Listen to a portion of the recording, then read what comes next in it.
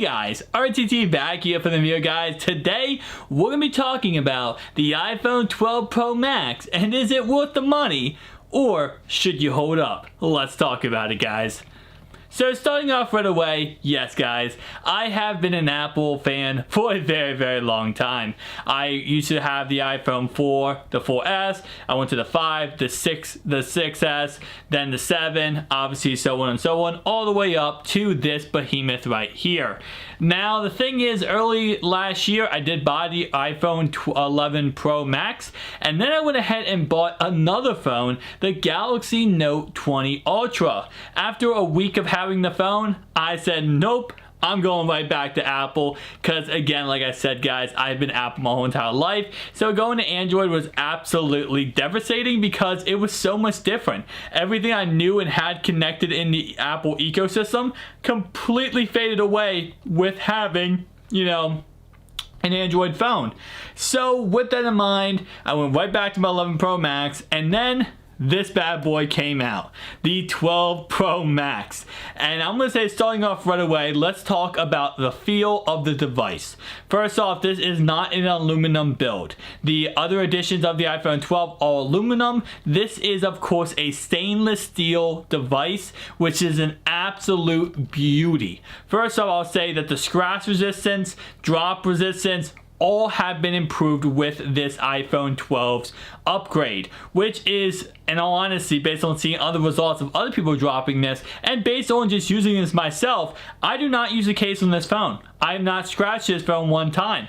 I am actually a dishwasher, and I use my phone in the dish room with all types of other, you know, stuff going on, you know, sharp stuff all around me, you know, different like food particles on my fingers, and I use it on this device, and I have not scratched this device in any sort of way. So if anyone having issue with scratch resistance, number one, that's thrown out the window because I have not scratched this phone, and I put this phone through the ringer when it comes to being in an environment that would scratch up the phone. Second thing, let's talk about just overall feel of the phone entirely. So in your hand, how does it feel? Now, the one thing I'll say about this phone is, and it really was a big difference, I did sell my iPhone 11 Pro Max, but it was the fact of how it feels weight-wise. This phone is very heavy, and I can't express that enough, how much heavier this phone feels than the iPhone 11 Pro Max. So first off, I did go ahead and have a coworker who actually went ahead and held my iPhone 11 Pro Max and then held this phone, and his reaction right away was, oh my god, your phone just got so much heavier. What's in this bad boy? And of course the stainless steel does help with when it comes to the weight. Stainless steel versus aluminum is going to be heavier, but it's just, I guess it's the mixture of the size of the phone, because this is bigger than the iPhone 11 Pro Max. It's 0.5 inches bigger, plus the stainless steel, plus the overall, you know, just phone, it just feels so much bigger. So if you were going from 11 Pro Max to a 12 Pro or 12 Pro Max, the first thing you're gonna notice when you're taking this out of the box is the weight difference. The feel of the weight is definitely gonna be a big factor. Now, should that impact you when it comes to, you know, if you should buy the phone or not? Definitely not. But if you are one of those types who will, hey, I want the lightest of everything, I want the latest phone, I want the latest this, that, and third, that's definitely something to take in consideration and think about. Second off, the biggest thing, the elephant in the room about this phone is literally the curved edges. It is no longer going to be curved edges like the iPhone 11 Pro Max. It is now a square look. The best way to compare this is actually, let me see if I have it on me right now. I do. Hey, I have this just for you guys, okay? The iPhone 5, and I don't think it's gonna focus. I'm gonna have to get another camera angle of this. But guys, the iPhone 5 to the iPhone 12 is an absolute insane comparison because they both have the same exact design. And the one thing I'll say about Apple, which I thought was kind of funny in their keynote when they did say, oh, we have a revolutionary design, you know, we're changing up the game. You guys just went from an iPhone, like an iPhone 11 Pro Max back to an iPhone 12 and then said, hey, that's a revolutionary design. It's not a revolutionary at all. It's the exact same formula of the iPhone 5. It's exactly the same, round or curved, not curved edge, sorry, square edges, and it's literally just a piece of glass. Hey, this one's actually aluminum. This is not the this is not a stainless steel, but a piece of metal in the back. Bam, square off the edges. That's what you got, and that's what this iPhone 12 is. The 12 Pro Max is literally the same exact thing. It's just going to be a squared off iPhone 5 that's bigger. It's just an oversized iPhone 5, but that is how it feels in the hand. That is, overall, it does feel very nice in the hand. I like the feel. I didn't think I was going to, but I definitely like it. Now, the iPhone 5, the iPhone 12 Pro Max, when you're using it in one hand, you're going to have a little bit of an issue because you can't reach the whole entire screen. But if that's not an issue to you, then that's definitely something that you're probably not going to care about. So now let's talk about other things. First off, battery life. Now, this phone does not have something that the Galaxy Note 20 Ultra did have, and a lot of other phones do also. And that is 120 FPS, 120 Hertz refresh rate on the screen. This is still stuck at 60 Hertz refresh rate, which is that a big deal? Yes or no? I'm going to say yes, and I know a lot of people out there would be like, oh, that doesn't really matter. It doesn't matter until you get your hands on a Galaxy Note 20 Ultra or one of these other phones with the 120 Hertz refresh rate, and you actually start using it. Once you start using that, and I was using it for a whole entire week before I switched back, you definitely see a difference, and you feel a difference when it comes to just going through settings. For example, going through settings is a lot faster on a 120 FPS device versus a 60 Hertz device like the iPhone 12 Pro Max. So again, it's not a game changer difference, but it definitely is a difference. But that's the thing about battery life when it comes to the iPhone 12 Pro Max, because it doesn't have the 120 Hertz, you're going to get better battery life. I mean, the 120 Hertz is a very cool feature, but it adds so much when it comes to battery life. It destroys your battery life. You're going to lose 15%. You're going to have 15% less battery life when using 120 Hertz versus 60 Hertz displays. So with that in mind, the iPhone 12 Pro Max, you don't have to worry about that. Now, it does have a bigger battery than the iPhone 12 Pro. Not by much, but definitely something bigger. But that's not why you buy this iPhone 12 Pro, okay? Oh, Pro Max, my bad. The reason why you buy this is one reason only. This bad boy's camera. And I'll say, yes, yes, yes, this camera is absolutely gorgeous. Now, keep in mind that I am a camera guy. I love cameras. I'm shooting this right now on a 6D Mark II. I have my Sony a7 III right over there. That's a $2,000 camera. And I'm probably going to get the new a7 S3, which is a $4,500 camera. So again, keep that in mind. I do love cameras. So that's why when I saw that this was the best camera on the iPhone, I went ahead and said 100% I'm going to buy this iPhone for that reason.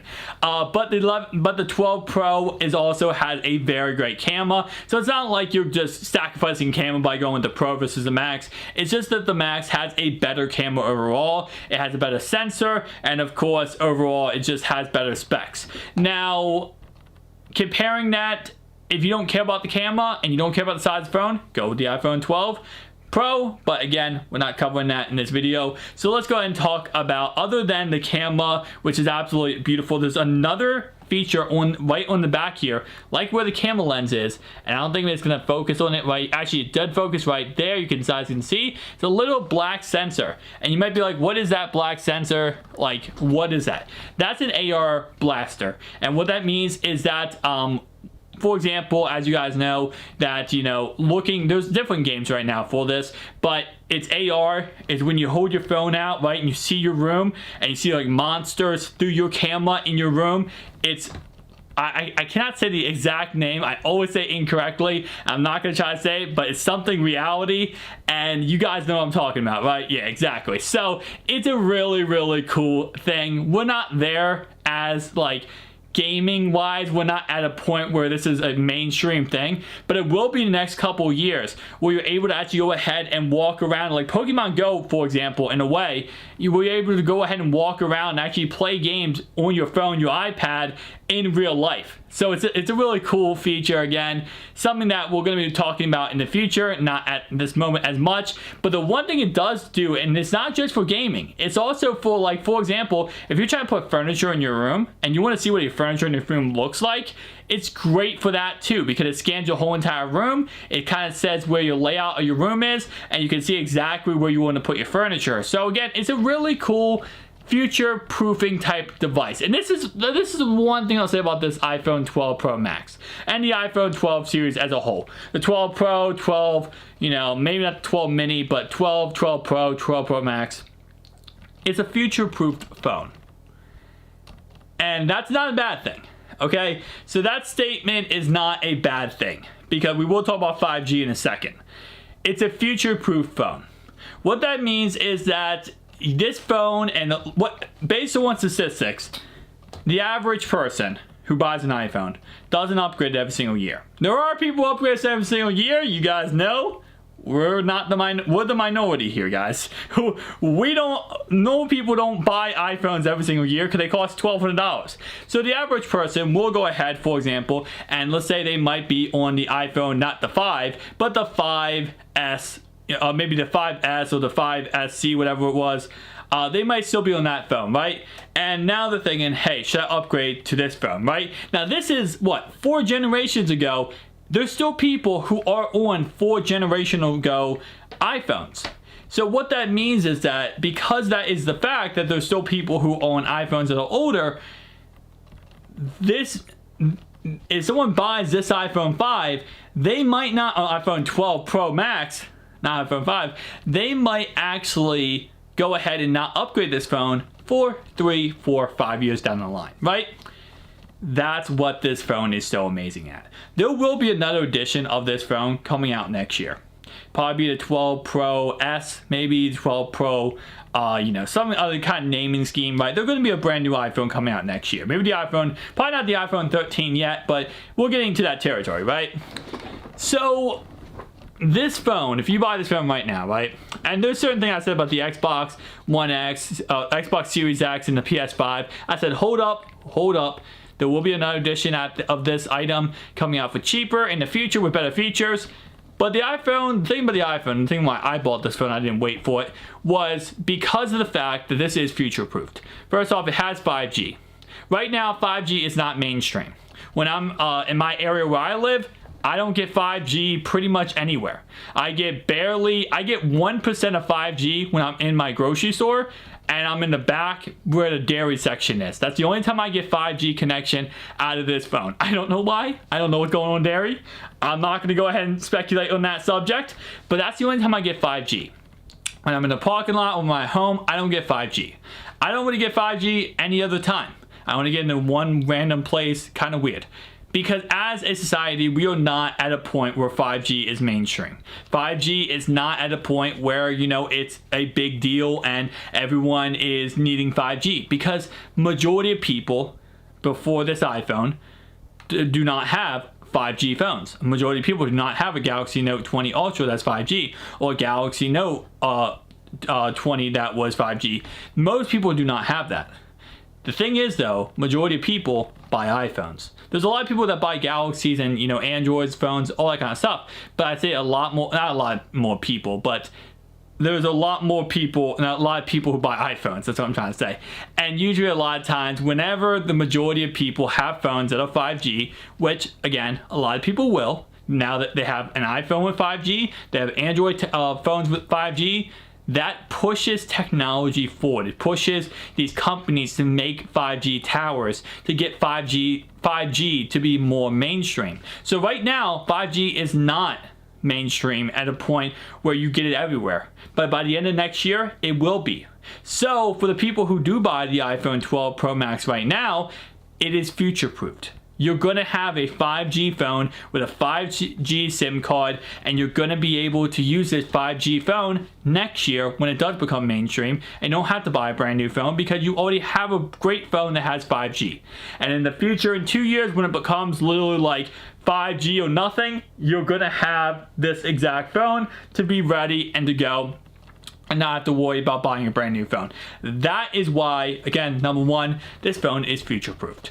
And I love that. Second off, I know you guys thought I miss it? Wireless charging. Let's talk about wireless charging. So wireless charging is a beautiful thing.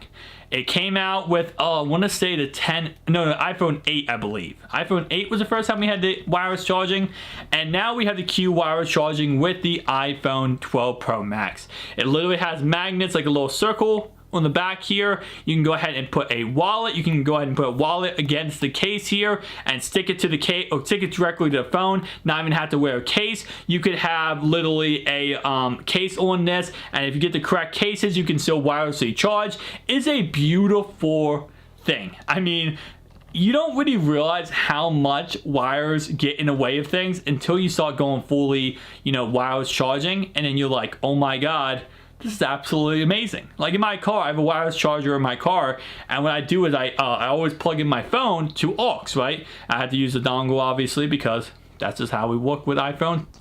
In the future, we're probably not going to have any type of, ports on these phones, but at the moment we do. So I had to do that. I cannot charge my phone and use the aux cable at the same time. So I wirelessly charge my phone in my car, and I plug it into the aux cable, and bam, there you go. Again, wireless charging, absolutely gorgeous. And this phone just makes it even faster, even better. I love it. Now, this does go ahead and come with a USB-C cable, USB-C to Lightning cable out of the box that you can, if you have the power brick, give you fast charging, which is absolutely amazing, because again, you can charge this thing absolutely blazing fast, blazing speeds. It's amazing. So here's the summary of this phone, okay? Is this that much different than your iPhone 11 Pro Max? Yes. The reason why? Let's talk about it. The M1 chip. Not M1 chip, sorry. The brand new chip in this bad boy.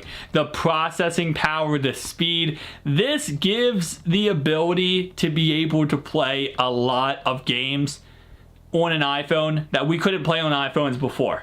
The speed, the power this thing has versus the iPhone 11 Pro Max is not even funny. It's faster, it has better RAM, it has better specs overall. It is an absolute gorgeous, gorgeous chip inside this phone. And of course, it's a brand new chip that they are going to be shipping out with all the brand new Apple products. So again, yes to the question of, is it an upgrade in that department? It is definitely an upgrade. But like I said, guys, summary of this phone.